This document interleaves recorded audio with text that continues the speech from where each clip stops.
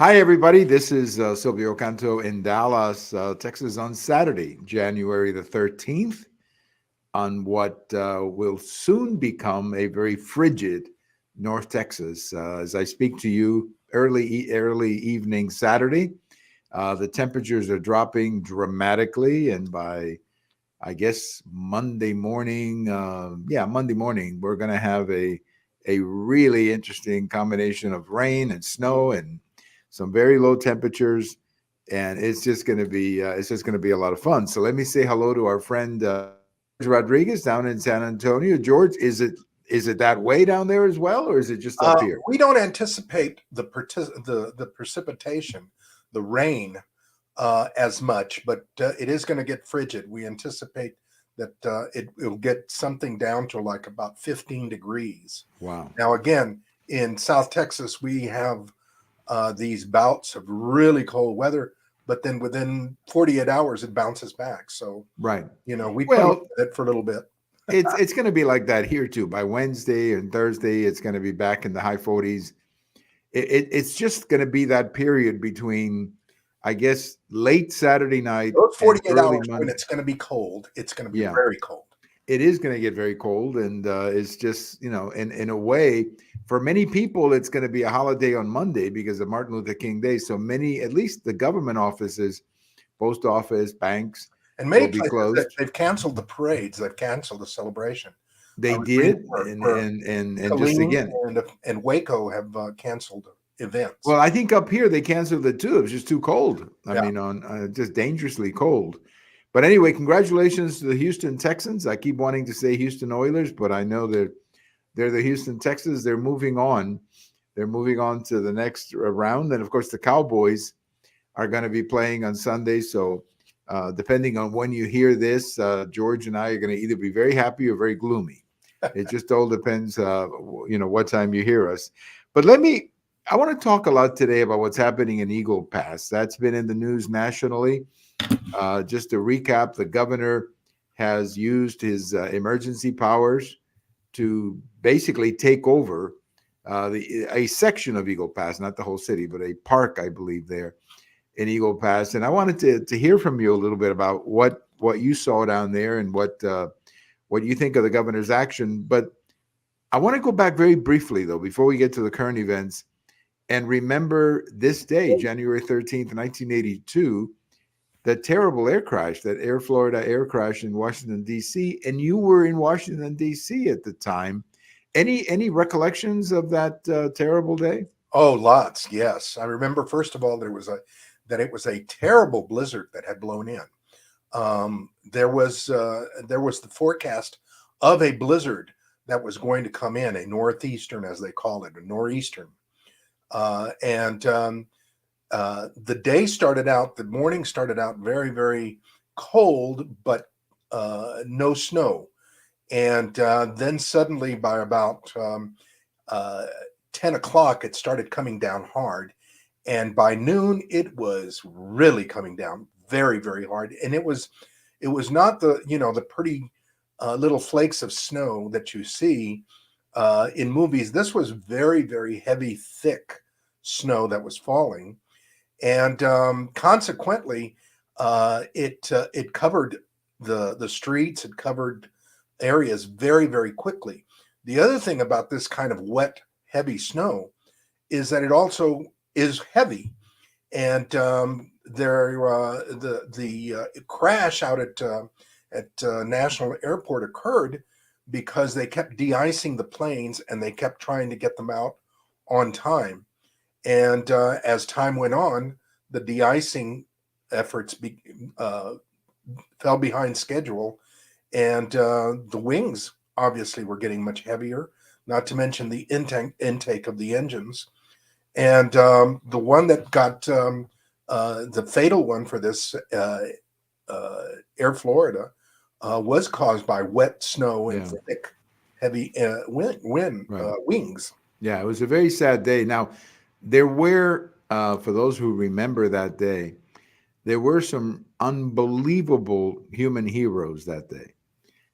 People who literally, helped get people out of the water, the passengers who were driving by.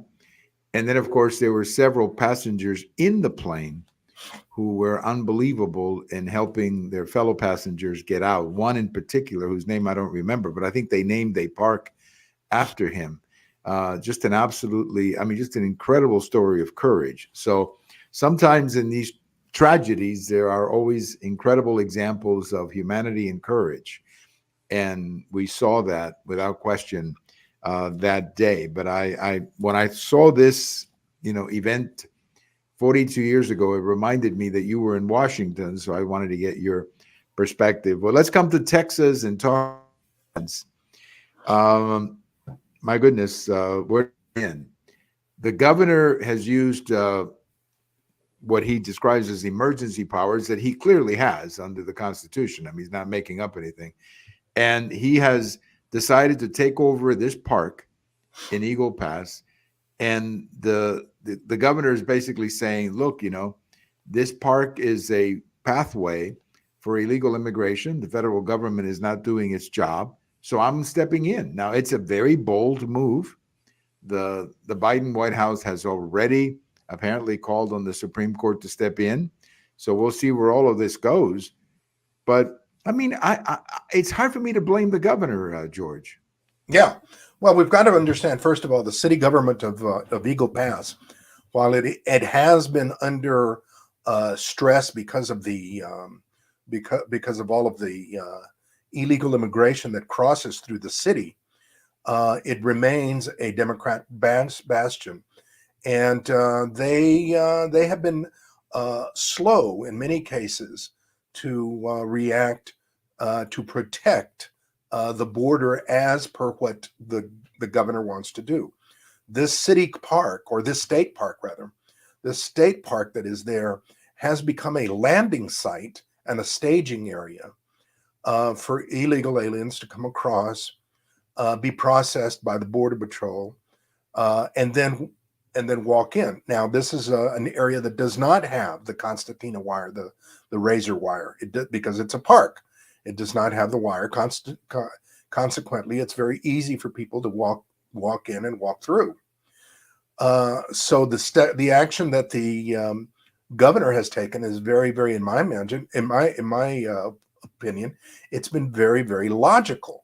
You close it off, and therefore there is no more open gate at that point.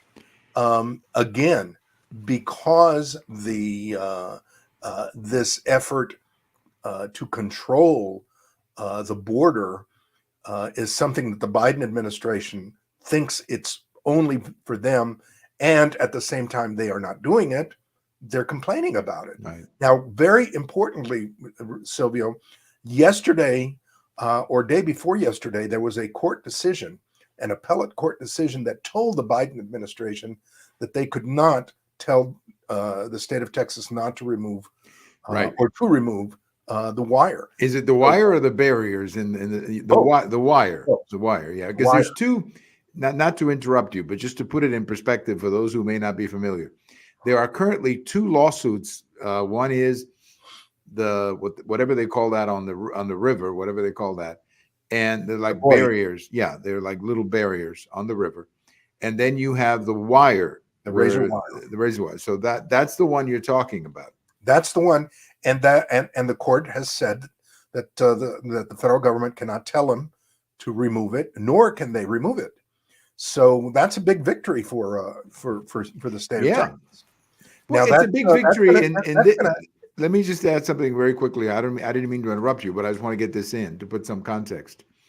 It's a big victory because I think a lot of Democrats thought that the minute they run to the federal courts over these actions, that the federal courts were going to immediately, opine against Texas, but that's not happening. The federal courts are willing to listen to more information. Now, eventually they may rule against Texas. I'm not that they won't, but at least they're not shutting it down right away, George, which at least suggests to me that maybe some of these judges are actually watching the same thing on TV that you and I are watching on the border, George. Oh, they obviously have to. And I really am very, very optimistic that eventually all of these cases are going to be combined to get to the Supreme Court and force the federal government to do something to protect the state and to protect the nation, because I think that it's been very wisely approached by the governor and by the Attorney General of Texas, Ken Paxton, that they have taken this battle on in increments. They've done this, they've done that, they've done this, they've done that. And all the way up to the court, they will be able to prove, look, we have done everything within our power to stop this invasion. And that's what it is. I mean, it continues 5,000 yesterday in one day. 5,000. Now, I think what the federal government is going to, I was listening to a podcast earlier today of 3 lawyers who were saying that what the federal government is going to argue is that this is not technically an invasion. Well, that, they're going to argue that. Yes, right. Yeah. Because these are not soldiers coming in an invasion. What Texas, what the other lawyer was saying is that what Texas is going to try to say that it's not an invasion in the sense they're coming in with, armies. With guns, right, with guns. But it's an invasion in the sense that it's something that is planned and coordinated. In other words, these people are not just getting on a train. Exactly. You don't have thousands of people get on a train and travel all through Mexico to the border. They are being helped in exactly in Central America. They are being helped in staging areas in Mexico. When people arrive, they've got cell phones. They've got knowledge of where they're going to go. And then once they cross, they are assisted, like for here in San Antonio, with getting to their destinations with their families. It is planned, it is coordinated, and it's not like they just come in and that's the end of it. It's not Ellis Island 1890 when people got off the boat and said, "Here I am. Now where do I go?" Right. Well, it's also not like the border used to be, or at least the people crossing. In the past, before you had these coordinated caravans and all of that, what you had over the years, and you know this as well as anybody having grown up in South Texas, and what you had over the years was people would come in individually. There might be 2 or 3 in a group, or 6 or 7 guys in a group, but it was basically people acting or on their own. They would just kind of get together and say, let's cross. Maybe they pay a coyote or something to come over. But it was not, it's not like this where it's coordinated.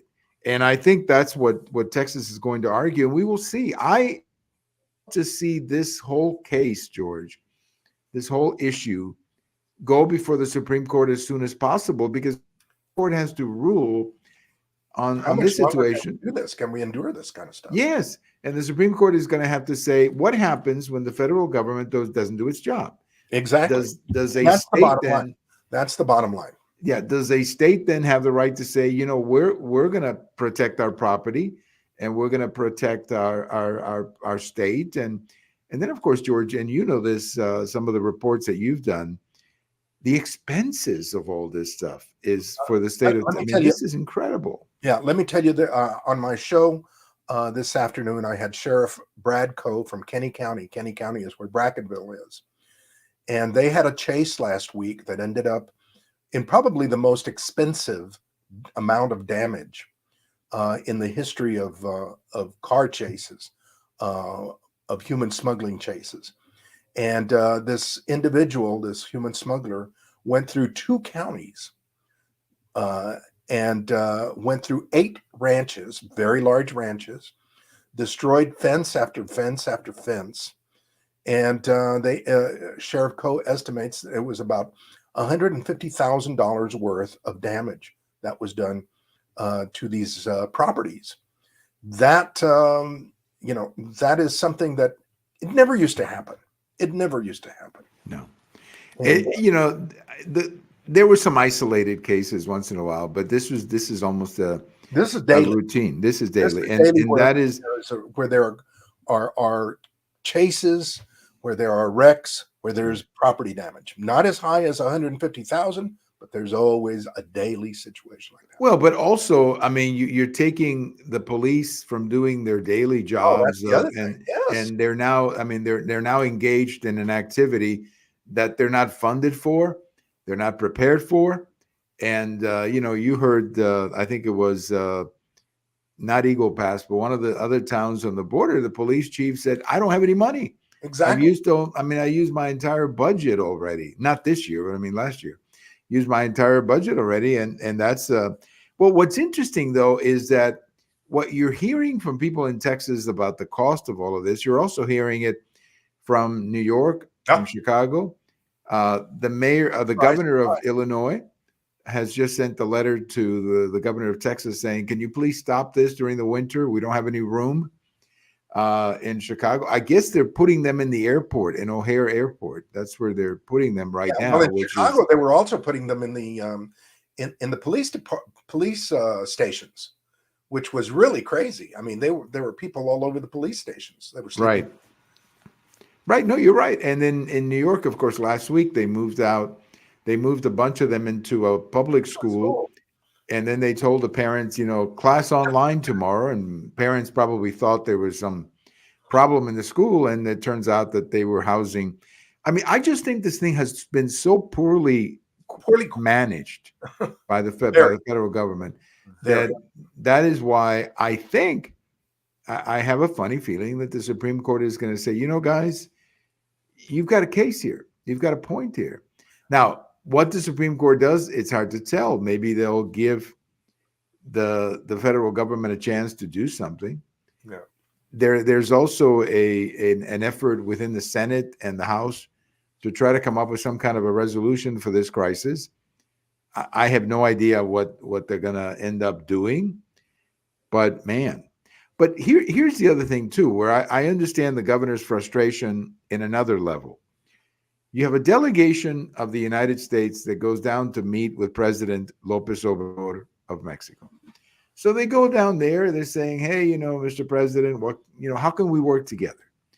And the president of Mexico says, "Well, I'll help you, but you're going to have to give $20 billion to some of my," he didn't specify who, but I mean, we know where the money's going. It's going to his left-wing friends in Nicaragua, in Cuba, and Venezuela. And I want you to drop the embargo against Cuba. And I want you to drop the sanctions against Venezuela. And then last but not least, you're going to have to legalize 10 million people. And I'm sitting there saying, okay, so López Obrador is now conducting the foreign policy of the United States. Dictating. And it's like, you have to sit there and say, it's not a serious government. I mean, Biden. I mean, Biden should shut down López Obrador and said, well, you don't have anything to say when it comes to the embargo or the sanctions or money going anywhere. You have got to take care of your country, and then we'll talk about those other issues later, George. It is really, I mean, it shows the weakness of this federal government, of the Biden administration. It absolutely shows the weakness. I mean, we don't have to look at the Middle East and what is going on there to see his weakness. His weakness in handling the border is absolutely outrageous. It is really, really symptomatic, emblematic of how weak this president is. And from day one, from the time that they got sworn in and took over, this border has been a crisis, and it's gone downhill. Right. And it for Mexico to be dictating when all we would have to do is just shut it down, and that's the end of it, and stop sending them money, and they would change their tune immediately. Is really sad. It really it really makes me feel so frustrated. And I'm sure that the governor is reacting the same way we are. I mean, look, Mexico can do a lot, and it did a lot actually under President Trump. They accepted the Remain in Mexico policy, which I think was very effective, and we could go back to that. But no, they want to legalize people. They want money, $20 billion, I guess, to deal with the root causes of the immigration. No, the root cause of the immigration is that they can get in. That's it. That's the root cause. Yeah, you change that and you don't have these caravans. It's as simple as that. You didn't have these caravans 10 years ago, 5 years ago. I mean, you've always had people trying to get in, of course, but it wasn't this Oh, organized effort. and those people that tried to get in, the majority of them were caught and deported, and that's not happening at all right now. That is not. They claim that people are being deported, maybe 100 here and there, maybe. Now, something interesting too that I heard, and I'd like you to confirm it to see if you heard the same thing, that the border agents, when they were moved out, they were actually happy that Governor Abbott did what he did. In other words, they were being moved out, but they were saying, we're glad that Governor Abbott is doing what he did. The union president, I believe, was happy to hear what the governor was doing. Now, that's something I read. I don't know if that's true. Have you heard something similar? Yes, definitely. I've spoken to Border Patrol agents. They were very, very happy. They are all feeling very, very frustrated and very, very down, depressed, because they have been, instead of doing enforcement as they were hired to do, they are doing more greeting than anything else. They're doing more processing than they are doing anything else. They don't have a chance to actually check people's backgrounds to any great detail. So they are very, very frustrated. And the wire, when it was first put in, the Border Patrol agents applauded it. They supported it. They backed off. They quietly, behind the scenes, helped the Department of Public Safety tell them where the best places were to put it, et cetera, et cetera. Now, you have seen pictures of Border Patrol agents cutting wire, and that is very rare. That is very rare. Unfortunately, there are situations that have happened like that, and they've been blown up by either people who are fanatic and absolutely crazed over the issue that the Border Patrol would cut it, or just by the liberal media that is trying to say, look, see, it's a humanitarian effort that they are doing to counter what the governor is doing. Right. I'll tell you, the governor is supported 100% on this whole situation. What do you think, George, is the politics of all of this? Obviously, from our side of the political field, the governor is getting a lot of support. I know he's getting a lot of criticism. Some people are already calling him a dictator. You expected that.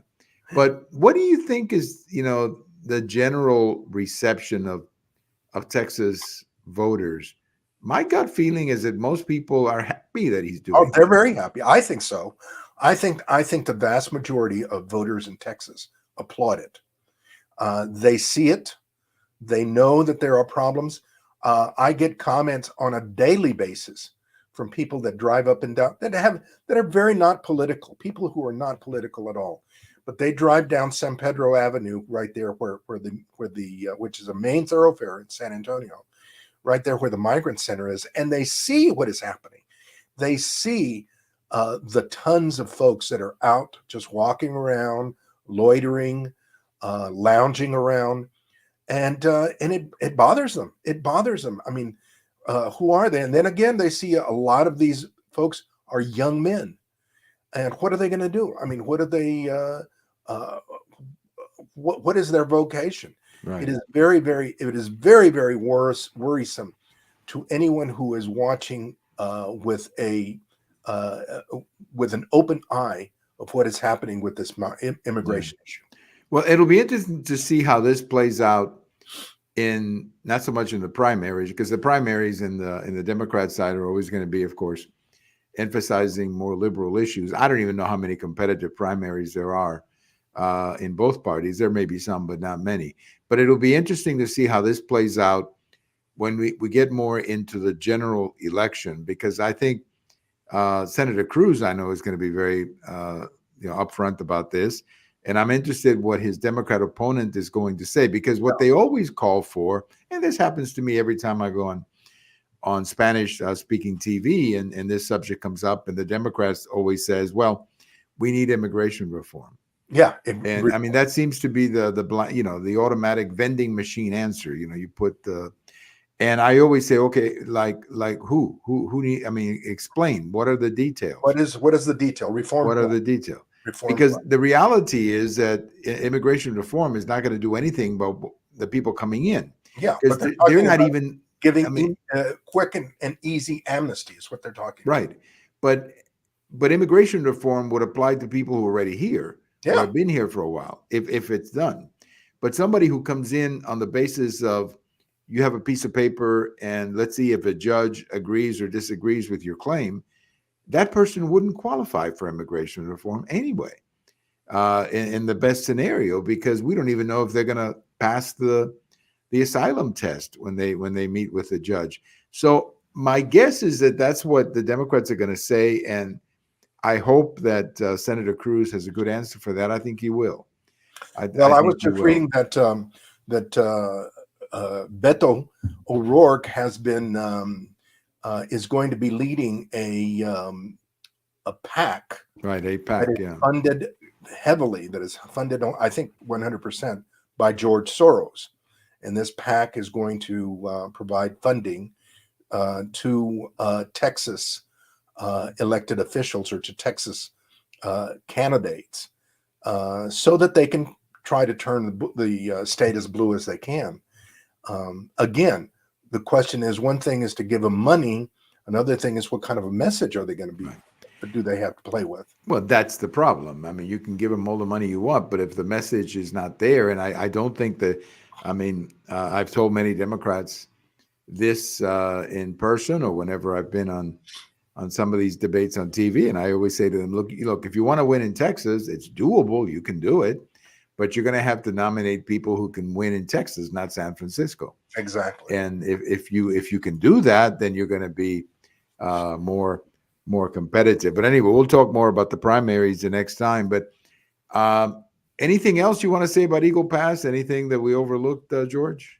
No, I think it's going to be it's going to be like Bunker Hill. It's going to be a very, very telling moment because the state has acted, whereas the federal government has not.